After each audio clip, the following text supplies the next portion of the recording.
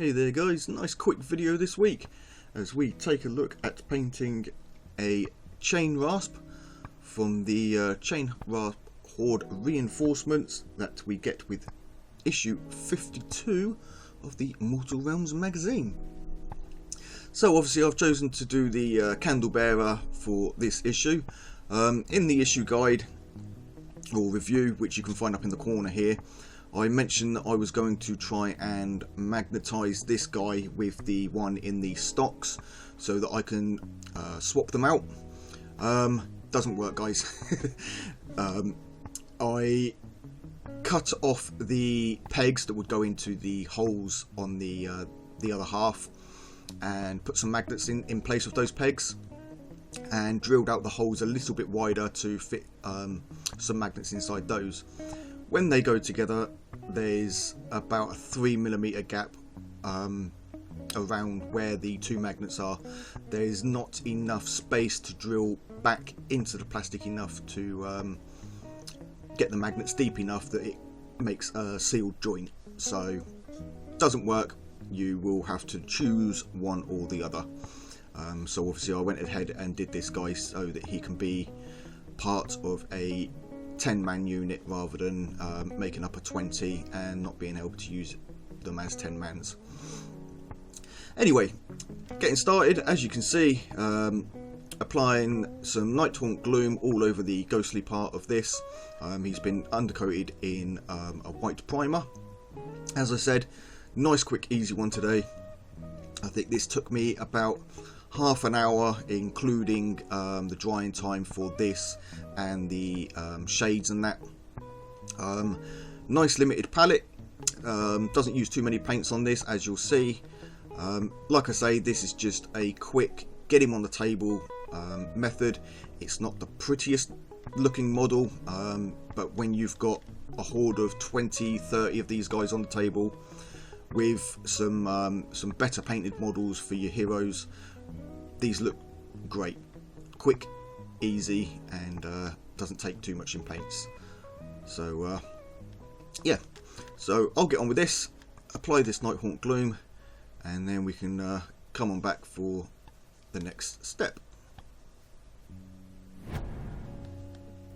Alright, so moving on to all of the metallic parts and the Chainrasp's sort of cloak hood area.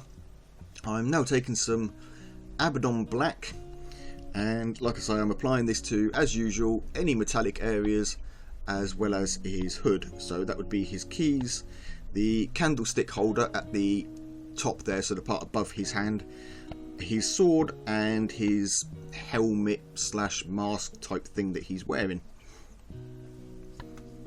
Now I've gone ahead and obviously based this ahead of time, and I will paint that off camera. There's no need for you to see that. It's just a quick simple painting of Morfang brown, dry brushed with some Scragback brown, I believe it was, a little bit of Rakarth flesh, and then a wash of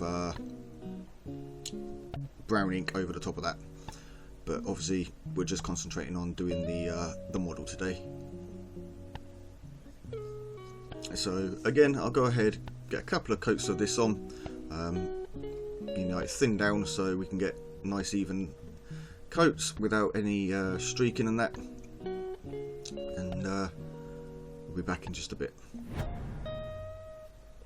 Okay, so next up I'm taking a small dry brush. This is the small one from the Army Painter dry brush set, and as you can see, I'm dipping this into some Dark Reaper and removing the excess, making sure that it is almost all gone, and then dry brushing this over the hood.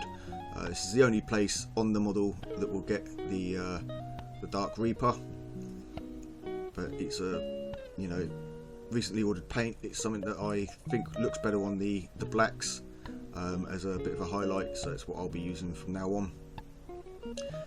And yeah, just like I say, dry brush this, build it up, let it get onto those raised edges and some of the more sort of leveled out flat areas, and then we can move on. Right, and with the dark Reaper done, I'm now taking some white Scar and again the small dry brush, and I'm going to use this, the white, to sort of pick up and cause a fade on the ghostly part. We want this to go from the Nighthaunt Gloom down to the white towards the tips. Obviously I'll go all the way up the model, or the Nighthaunt Gloom area, to make sure that I pick off those raised edges with this, but the most of the focus will be down at the bottom and then a little bit lighter as I come further up the model.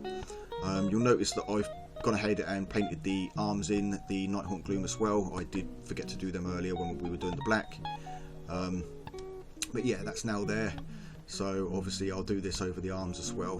The idea is to use the sort of that powdery effect of the dry brush to allow some of that blue to show through and essentially give you a lighter blue, until obviously you concentrate it more and it becomes thicker and thicker with pigment, and you end up with a more heavy, more saturated white.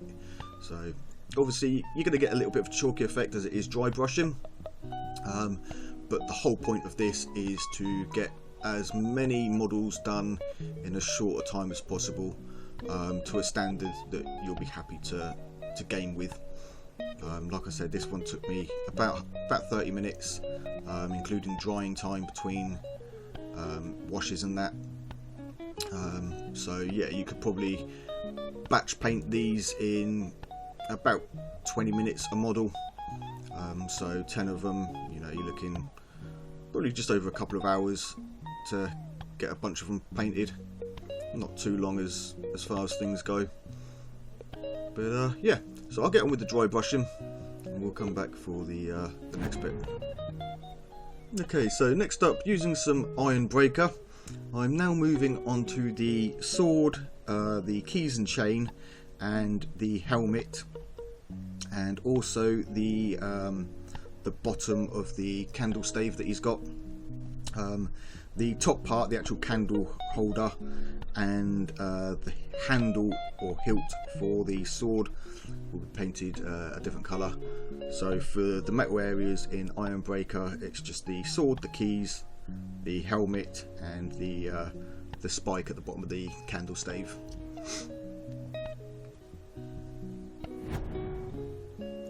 Okay, so for the candle stave itself, apologies for it being behind the palette cam there. I didn't realise I was so far up, but this is just using some dryad bark and obviously making sure to cover all around that pole all the way down, nice and simple. So I'll get on with that. There we go, back in view, but I'll get on with that and we'll be back in just a flash. Okay, so moving back to the metals now, I'm just taking some Screaming Bell, and this is going to obviously be used for the handle here and the candlestick holder portion of the staff that's just above his hand there. Like I say, this one, nothing too complicated, small number of paints and a shade, and you're ready to go. So I'll get on with this and we'll be back in a bit. Okay, so keeping in with the theme of speed and simplicity, I'm just taking some Screaming Skull here and applying this to the candlesticks themselves, just at the top of the stave here. Obviously this will take a couple of coats just to get over some of that Screaming Bell that got onto them, but a couple of nice even coats and you're good to go.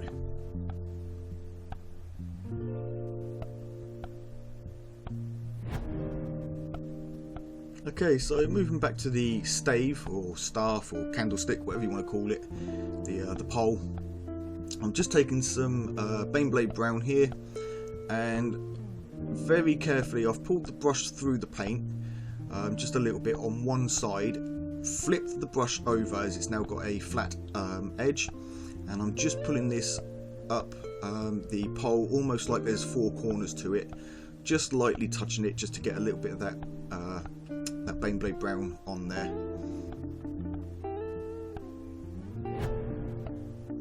Okay, so next up, washes.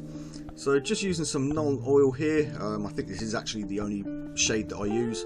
I'm just applying this over the black hood just to tone down the highlights a little bit, as well as the candlestick holder and any of the other metal parts, such as the sword, the keys, chain, helmet, things like that.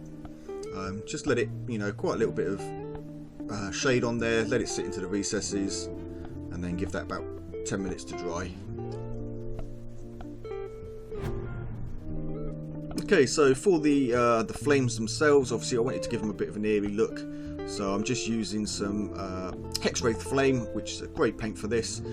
Just make sure that if you've got any paint onto the flames, that you want to make sure that you've painted over that with white. They do need to be pure white, so that you can get a good shade on this and a good effect. Anything dark on there is obviously going to show through the Hex Wraith Flame. Let it pool up in those recesses towards the bottom of the flame, and leave it a little bit thinner towards the tips, and that will give you a nice sort of transition effect and get a little bit paler as it gets towards the tops of the flames.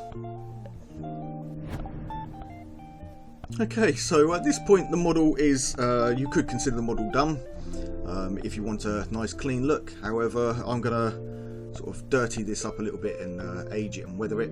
So for this I'm just taking some Typhus Corrosion, and obviously I'm going to use this on any of the silver metal areas, so the sort of the sword, the helmet, and the chain a little bit. Obviously just sort of blob this on in places, let it dry, and it will leave that sort of gritty texture, and then you can move on to the next stage.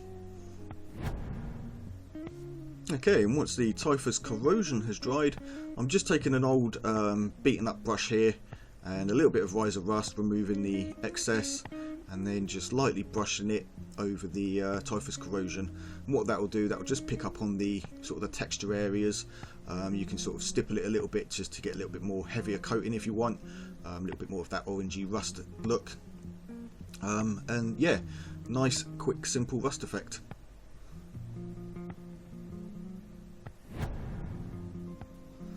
And finally, I'm just taking some Nylon Oxide here and just applying this over the brass sort of areas.